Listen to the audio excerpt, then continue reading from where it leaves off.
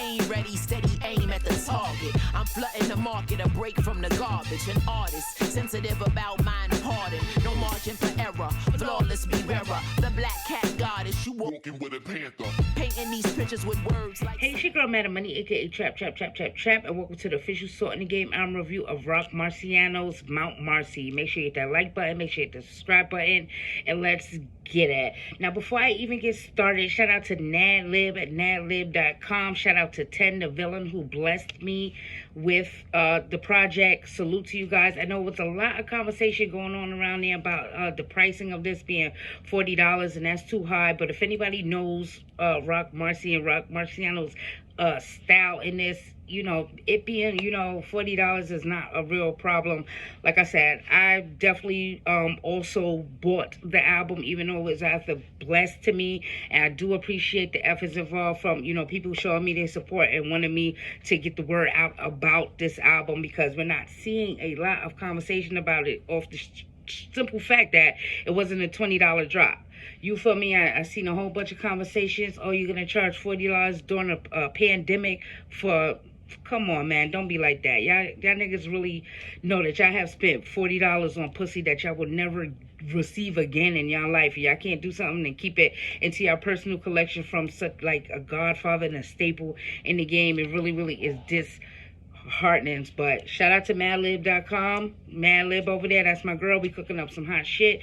Shout out to Ten the Villain from the Mad Hominy Check. Shout out the whole Mad Hominy Check while we added Bob's, Aman, Amir, three-way handshake, the jig is up, Benji, my homie the Shame God, who's actually been with me through the start of this whole process, stepping into all of this, three-way handshake, all of them over there. I appreciate it.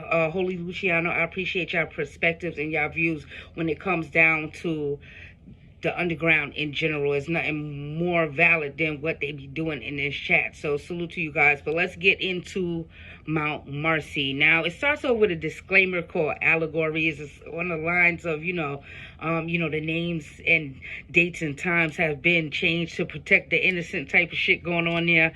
I appreciate that. Just to open it up a different way. The first official track on here is Downtown 81. This is a dope track. Produced by Jake One. Now, we know Rock, he produces a lot of projects. Executive produced Stove God Cook's Reasonable Drought this year, as well as Joints for Kai's last album. Whole bunch of things going on. So this first track is produced by Jake One, and it's another track on here where the intro is produced by Chuck Strangers, but we'll get into all of that as we get into it. The Coke got flames on it like it came from Waco. The cream suede Kanye's is Alfredo. Scott Baio, Mayo. I'm waving hi to a hater, bitch, I'm Mano. God, you see me? Hi, hater. Hi, hater. Hi, hater. You feel me? That's how you gotta come across on these joints like that. Really, really dope. Way to kick the album off. The production on here had some flutes in there. I always appreciate like other type of instruments used in production. So to see that on here was really, really dope. Gotta shout that out real quick. Next track on here, COVID Call featuring Schoolboy Q. I was really, really excited to see like a Schoolboy Q feature with Rock Marciano. You know, just a dichotomy, the two coasters and all of that stuff, and the two type of rappers they are, because Schoolboy Q is unorthodox in his style, and Rock Marciano is definitely unorthodox in his style as well. This is real dope. This is a real like repetitive hypnotic beat that they're spitting over. You try to throw grits on the pimp and miss. Now I'm gonna tell you, for y'all young cats out there, that's a whole reference to Al Green. Like, you feel me? On the come up, Al Green's girl threw like hot grits on him. Found out, you know what I mean, he was being scandalous, threw some grits on him. They start calling him Al Grits Green. You feel me? Just a little back history on some type of shit like that. This shit like 10% diss. Niggas is lit like a tennis link, and it's just crazy. Schoolboy Q on here, like I said, he switched up his style on this track. Was really dope to see him do that too. I grabbed the drum out the back, pat to boom bap, and it's like, all right, so niggas coming real hard on this. Really dope track called COVID Cough. The next track on here, Wheat 40s. This is like a grand epic beat. Like, it's a real full body beat going on here. The peach don't fall from the tree though. Death comes in threes. We a trio. Kilo's got it tracking like a Geo, and it's like a Geo tracker. Like I keep saying, like that was my first whip. I flipped my whip over. You feel me? In Brooklyn. Don't tell nobody, but I'm telling you guys, I'm reverse aging like people. I'm reverse aging. People may think I'm drinking adrenochrome, and it's like, okay, dog, he's gonna fall into the rabbit hole. You feel me? Of the whole Pizzagate scandal and stuff like that. So just let you know, he's conscious of what is going on outside of street shit too, which was really, really dope to see. The next track on here, Spirit Cooking, and this is where I was like, okay, on the track prior to this, you talking about drinking adrenochrome, and then the next joint on here featuring Action Bronson, coming off of Only for Dolphins, is Spirit Cooking. So I know you out there, you're out here being one of these, what is it called? Like, you being one of these guys that sit around into the rabbit holes of what is going on with all of this stuff. I don't want to say like I guess just conspiracy shit, right? But it'd be some facts to all of that stuff. This is like a real melodic, fluty beat again. I appreciated that. The bars are gritty.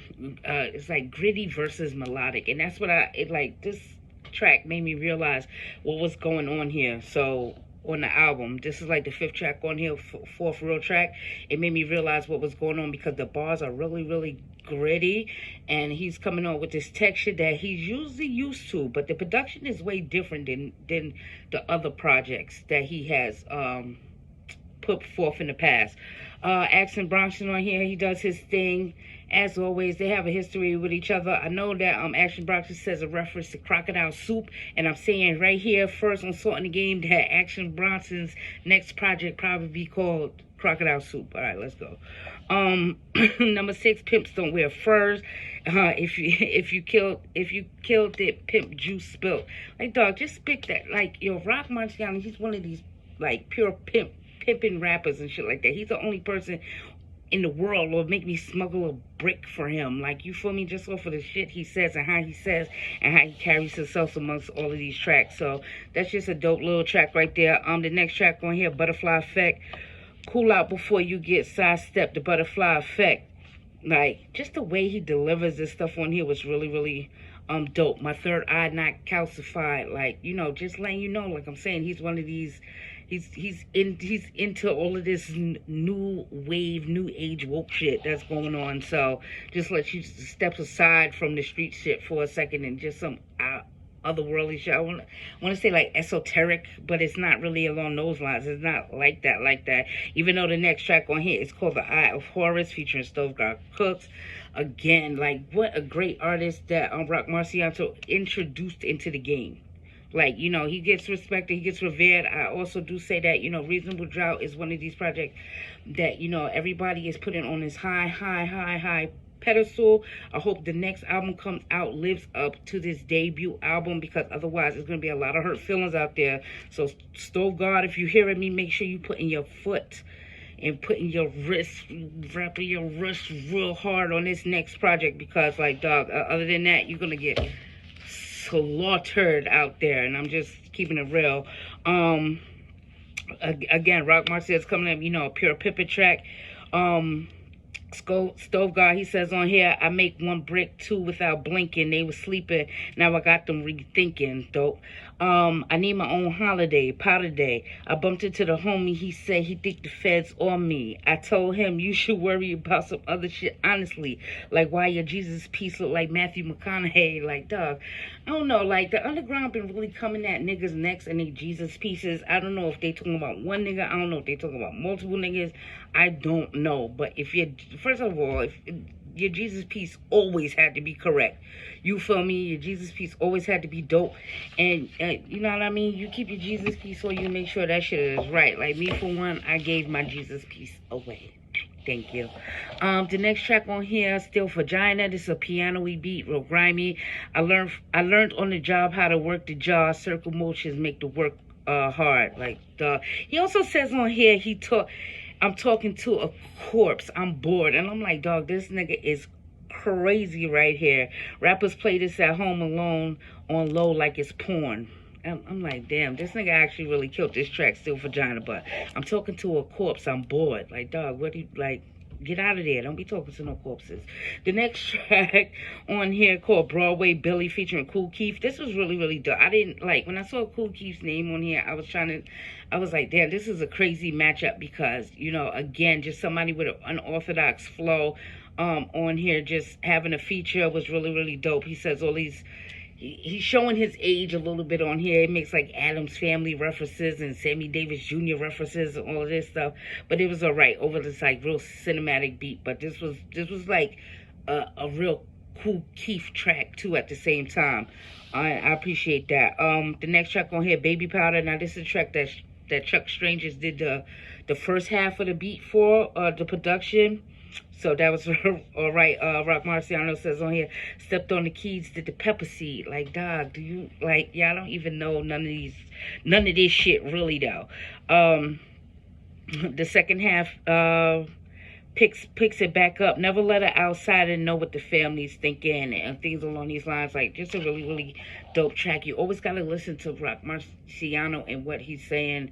For real though, because it's like right in your face, but it have these layered things, and there's always gems involved on here. So I definitely appreciated that. Trench coat wars. I was trying to figure out how to describe this beat, and like I put down here like this Western desert type beat, but it's not like the cliche form of it. It's not like, you know, it's not that type of thing going on there where it's cliche, but it definitely give me these like old Western type vibes on here. For the storm I bought all of my sporting goods. Like, yo, that's some deep shit right there. That's dope. Next track on here, Wicked Days featuring Trent, and like this might be the most out of place track for me. I was really trying to figure out like, you know, why this and why on here, and it really made me think about where would you place Rock Marciano's Mount Marcy in his discography? Where would you place this album in his discography? Now, one thing when I review music and stuff like that, if I'm sitting there and I'm all into it, nothing matters to me but the beats and the bars. But the minute that I stray away from that, I could start thinking I get outside the line. So I really, really do want to know where do y'all place this, and don't dick ride, don't do none of this. Take everything for what the value of it is, especially like when you finally get around to hearing it, because I know a lot of us did not hear it. But once you get around to doing that, let me know where you fare this into his discography. Now you got to remember his discography is very, very strong, so let me know how you feel with this places in his discography. Next track on here, Garbage Pail Kids. That was all right too. I wanted that to be a little bit stronger just because of the visual effects that comes along with that time period of Garbage Pail Kids, but there's nothing wrong with the track there. Next track on here, Crockett and Tubbs, and like, okay, yeah, that's a Miami Vice reference, so I thought it would have a little different vibe going into it before I heard it, just off of the name. But he's actually like describing himself in a Miami Vice like episode. So I definitely did appreciate what was going on there. Last track on here, Mount Marcy. Again, like, you know, just some dope work. But I really want y'all to place this in his discography from Marchburg all the way down. Now, we know last year he had Marcialago, all this stuff, like, you know, classic after classic, Rosebud, Revenge 2, Behold a Dark Horse, all of these things. I want y'all to place this in his discography and let me know what is the hardest beat on here production-wise, because he did produce this himself, and what's the hardest track on here in your personal opinion. But I'm about to get out of here. As always, I'm Madam Money. You can follow me on YouTube and Twitter and IG. Fuck, you already on the YouTube. At Madam Money Says. That's MADAMMONEYSAYS. Make sure you hit that like button. Make sure you hit that subscribe button. And as always, I'll see you guys. Walking with a panther. Painting these pictures with words like Samantha, MacGyver, alchemy on the track, make it live.